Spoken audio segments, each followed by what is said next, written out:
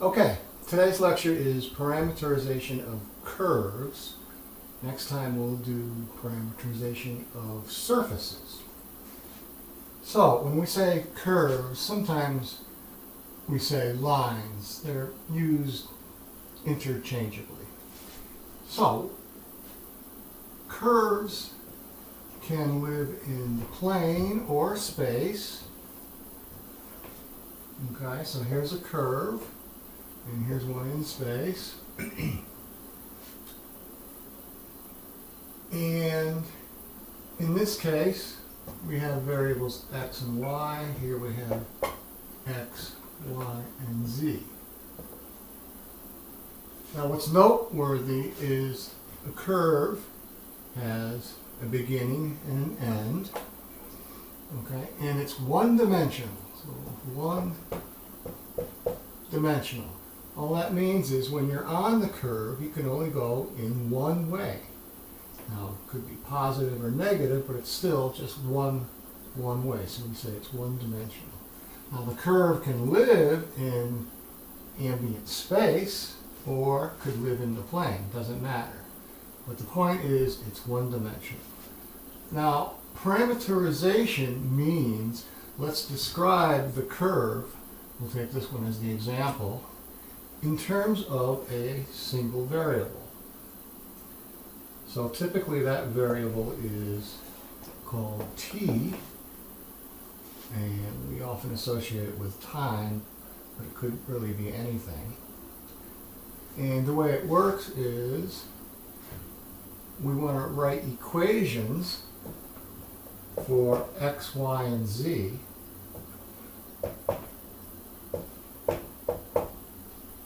in terms of the variable t. T is the parameter. So we want to write x as a function of t, and we'll use x for the functional notation. So this is the variable and this is the function. Y as a function of t, and z as a function of t. And we're going to do it in such a way that this point gets associated with this point, call it A, and the end point is associated here, we'll call it B, and all the other points get mapped to wherever they need to go, depending upon these three equations. Okay? And what makes this work is the curve is one-dimensional, so therefore you only need one parameter, one variable. Now often we'll write this parameterization in vector notation. So R would be a position vector. So let's say this was an arbitrary point, x, y, z. So R would look like that. It's a position vector. It starts at the origin. And by definition, R is simply the x component, the y component, and the z component. So the trick is to come up with these three equations, these three functions. So we need to write this as x sub t, y sub t, comma, z sub t. And t is going to range from beginning A to the end B. Alright, so here's the parameterization in scalar notation, given the bounds. And here's the parameterization using vector notation, given the bounds. Okay? So that's the way it works. So let's begin with some examples. Let's start with a graph. And by graph, we simply mean the function is explicit. So we'll take a simple example here. Let's say the function was a parabola. So y is equal to x squared. And we'll start here at the origin, and we'll go up as high as 1, comma 1. So we call that a graph because we can write y in terms of x explicitly. So this is easy to parameterize. All we have to do is to say x is a function of t. Well, let's just call it t. And y is a function of t. Well, if x is t, then y's got to be t squared. And because this is just a plane, we only need the two pieces. And finally, we have to say t is going to range from, well, if we start here, t is 0. And if the orientation is this way, and we end here, t is, well, you can just look at it. T is 1. 1, 1. So here's your parameterization in scalar notation. Note we have orientation. So we have which way we're going. We're starting here and ending here. Now we could write this in vector notation. R, the position vector R, is by definition x comma y. So an arbitrary point here could be associated with the position vector R. So what does it look like? Well, x is t, and y is t squared. And we're done as long as we associate this fact with this vector notation. All right. So these two are really the same. This is just notation. Now this doesn't necessarily have anything to do with vectors, but it could. If t is indeed time, then we do have motion here. So we have the concept of velocity. So if we take the derivative of the position vector, we get velocity. So in our example, the velocity would be 1, comma 2t. And we have the concept of acceleration, the derivative of velocity, and that's 0, comma 2. So we have constant acceleration. And we also have the idea of speed. Speed by definition is the magnitude of velocity.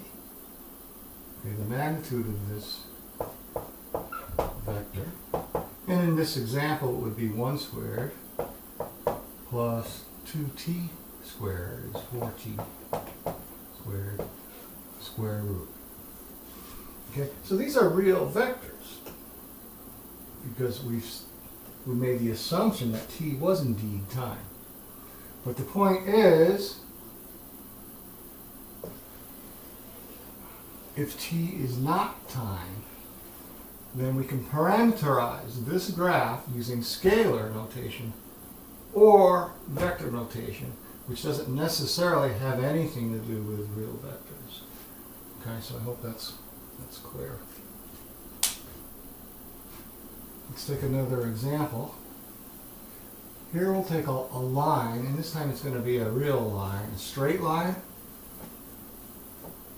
And let's put the line in space, I guess.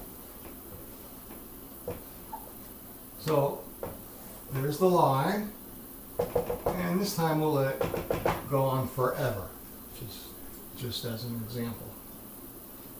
So how do we describe, that is, how do we parameterize this line, or this curve? Well, we need a point. Let's say that point is x naught, y naught, z naught. And we need a vector that says, what the direction is.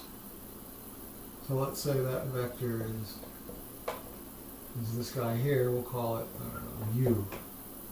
And u has components, say, a, b, and c. All right, so that's all we need. So how do you parameterize it? Well, let's skip the scalar part, because it's actually easier to think of this line in terms of position vectors. So if this is an arbitrary point on the line, then we have the position vector r, and r is by definition x, y, z. So what's it going to be equal to? Well, an arbitrary point on the line here is going to be equal to this vector. We'll call this r naught, plus the vector u at the appropriate length. So how do we write that?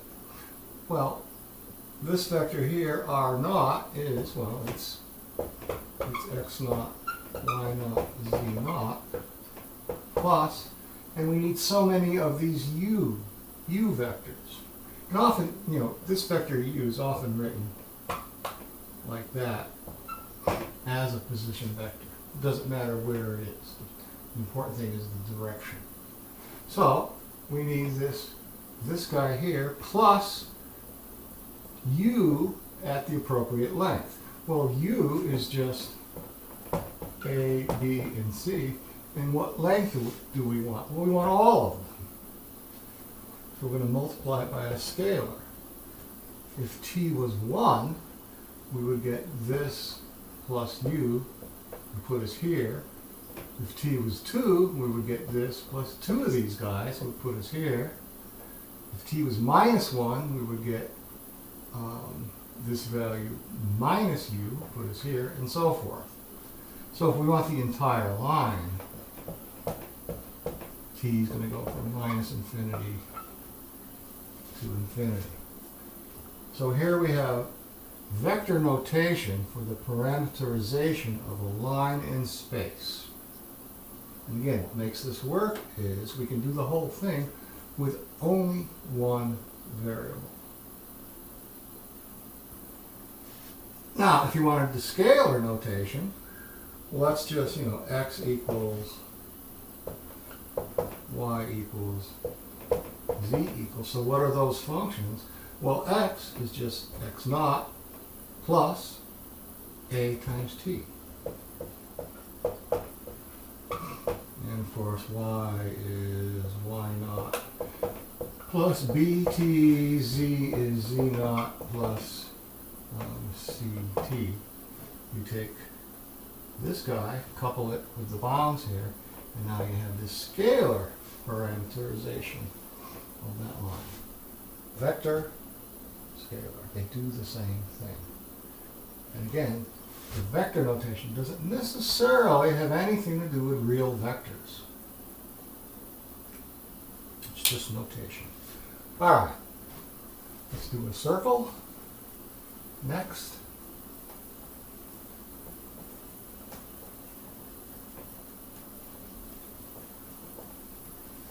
All right, we'll do a circle in the plane, centered at the origin of radius A this week. All right, so how do we describe this line or curve? Well, let's say we're going to start here and we're going to go around the curve counterclockwise. So to describe that curve, we can simply say x is equal to a cosine t, but this time, because there's really angles involved here, let's just call it theta instead of t. Doesn't really matter what we call it. And y is a sine theta, and of course theta is going to go from 0. When theta is 0, cosine of 0 is 1, we have a, and sine of 0 is 0, so y is 0, so we have 1 comma 0, I'm sorry, we have a comma 0. So when theta is 0, we're here, I'm going to let theta range from 0 to 2 pi. And that gives you the counterclockwise motion. So again, in vector notation, we could simply write a cosine theta, or t if you like, and a sine of theta. And again, you couple that with the bounds here, and we're done. The curve is one rotation, starting here, counterclockwise. So again, if theta were time, we could now be talking about the velocity vector, the acceleration vector, and so forth. So we won't do that. So now let's make it a little bit harder. Let's pick this curve up and put it in three-dimensional space and see what happens.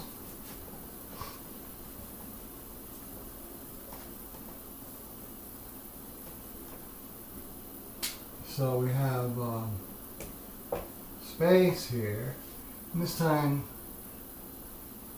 it's going to be a circle. Again, we'll make it radius A, and let's make the center at point I don't know, B, C, D. So how would you describe this curve? Say we started here and we went counterclockwise one time. Well, it's a lot like the other one, except we just moved it from the plane centered at the origin to space centered at BCD. So the equation is simply, well, it's a lot like a line. You can think of this as a curve in space with the characteristics of a line. It's just not a straight line. So you can think of it, R by definition is x, y, z. That's an arbitrary point on this curve. And what's it equal to? Well, we're going to start here. Call that R naught if you like. But what is it? Well, that's simply BCD. Plus, now once we're here, all we need to do is add that circle piece. Well, it's just like before. It's almost. It's got three components, x, y, and z. But we said we're going to take this circle and put it in space parallel to the y, z plane. I think I said that. If not, I'm saying it now. Okay, so if we do that and put it here, how does x change? Well, it doesn't. X is still b. So we have a 0 here.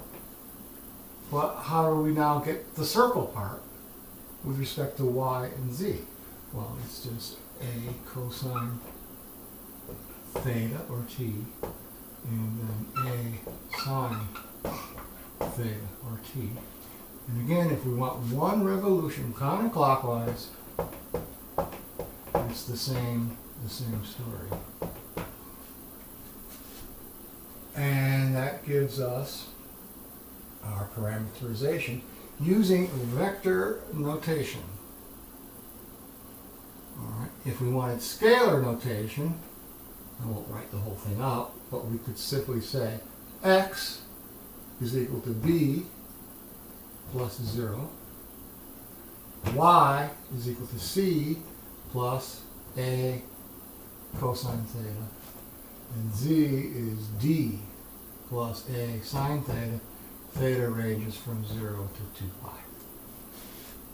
Having done that, we can then, if we like, talk about velocity and acceleration and speed. But we don't have to, is the point. All right, what's next? Finally, let's just do an ellipse, and then we'll be done. ellipse in the plane,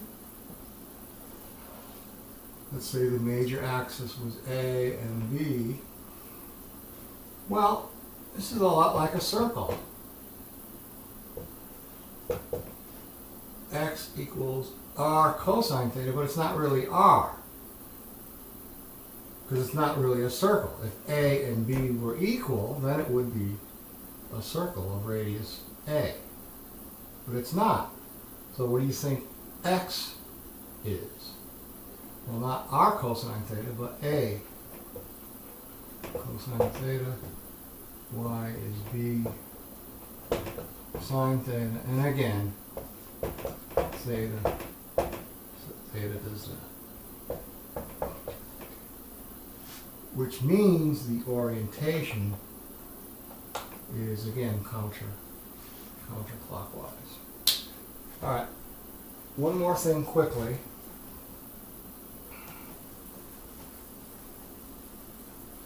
Why do we even do this? Why do we parameterize curves or surfaces? Next lecture. We do that to calculate what's called line integrals.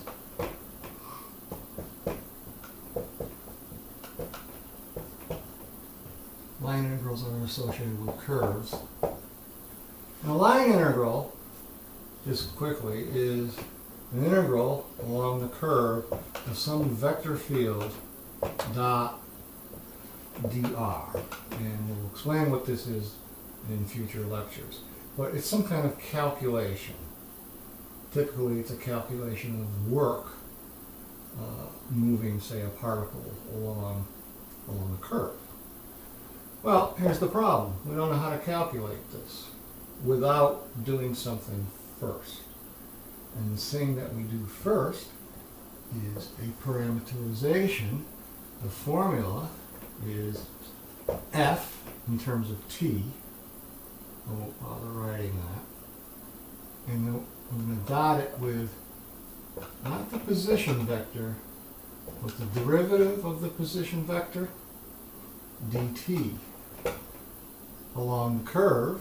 And let's say the curve went from A to B. So what do we have?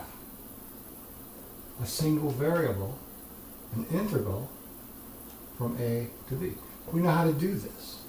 This is called regular old integral calculus. So to calculate a line, we have to parameterize in order to get the answer. All right.